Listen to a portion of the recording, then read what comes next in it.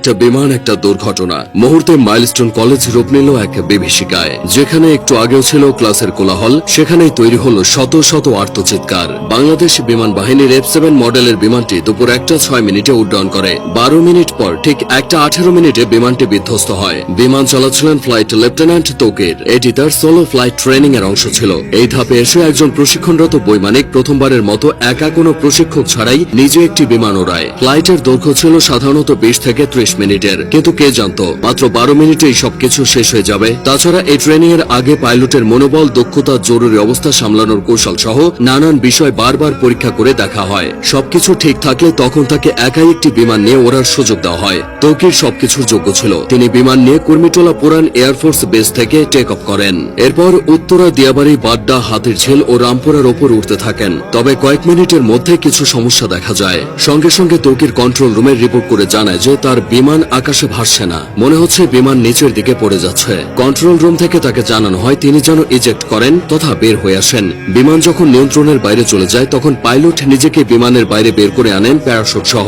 এটি ইজেক্ট, কিন্তু কোনো এক অজানা কারণে তা সম্ভব হয়নি। এদিকে কন্ট্রোল রুমের সাথে পাইলটের যোগাযোগ বিচ্ছিন্ন হয়ে যায়। তার ঠিক 1 থেকে 1.5 মিনিটের মধ্যে বিমানটি নিয়ন্ত্রণ হারিয়ে উত্তরা মাইলস্টোন স্কুলে বিধ্বস্ত হয়। মূলত স্কুলের আবাসিক ভবনে বিমানটি আছড়ে পড়ে। ভবনটির নাম হায়দার হল। হলের পুরো অংশ ধসে গেছে। বিমানের বড় অংশটা ক্যাম্পাসের মাঝের ফাঁকা অংশে পড়েছিল। বিমানটি একটু পরে আছড়ে পড়লে হয়তো হতাহতের পরিমাণটা কিছুটা কমতো, কারণ ক্লাস শেষের ঠিক পরের সময় বিমানটি আছড়ে পড়েছে। বহু ছেলে মেয়ে ক্লাস শেষে বের হয়ে চলে যেত। যে ভবনে বিমান বাহিনীর প্রশিক্ষণ বিমানটি বিধ্বস্ত হয়েছে সেটি দোতলা ছিল। ক্যান্টিনের পাশেই ওই ভবনটি। ওই ভবনে 2টি তলা মিলিয়ে মোট 16টি ক্লাসরুম আছে আর 4টি শিক্ষকদের রুম। প্রাথমিকের 1ম থেকে 5ম শ্রেণীর ক্লাস হতো এই ভবনে। 3য় ও 4র্থ শ্রেণীর শ্রেণীকক্ষের সামনে বিমানটি বিধ্বস্ত হয়েছে। তখন ক্লাস চলছিল। কিছুক্ষণের মধ্যেই ক্লাস শেষ হতো। ঠিক সেই সময় কলেজের প্রজেক্ট 7 নম্বর ভবনে বিমানটি ধাক্কা লেগে জ্বালানি লিকেজ হয়। পরে প্রজেক্ট 2 ভবনের সামনে আছড়ে পড়ে। বেলা 1টার দিকে স্কুল ছুটি হয়ে যায়। তবে তখনও কিছু শিক্ষার্থী সেখানে অবস্থান করছিল।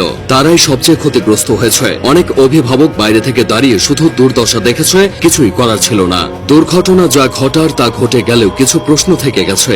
স্কুল কলেজ এরিয়ায় বাস ট্রাকের হর্ন আস্তে করার কথা বলা হয়। সেখানে স্কুল এরিয়ায় প্রশিক্ষণ বিমান ওড়ানো নিয়ে বেশ সমালোচনা হচ্ছে। উন্নত দেশগুলোতে বিমান বাহিনীর প্রশিক্ষণ বিমানগুলো জনমানবহীন এলাকায় এনে ওড়ানো হয়, এই যেমন ফাঁকা মাঠ, নদীর পার বা বিধ্বস্ত কোনো জায়গায়। কারণ একটাই, কোনো অনাকাঙ্ক্ষিত ঘটনা ঘটলে যেন ক্ষয়ক্ষতি এড়ানো যায়। এদিকে ঢাকার মতো জনবহুল শহরে বিমান বিধ্বস্তের এই ঘটনা ক্ষয়ক্ষতির পরিমাণ বাড়িয়ে দিয়েছে। তাছাড়া যে বিমানটি নিয়ে তৌকির বের হয়েছিল সেটি বহু বছরের পুরানো বিমান বলে অনেকে দাবি করছে। এই বিমান এতটাই ঝুঁকিপূর্ণ যে দুনিয়া জুড়ে এটি উড়ন্ত কফিন নামে পরিচিত।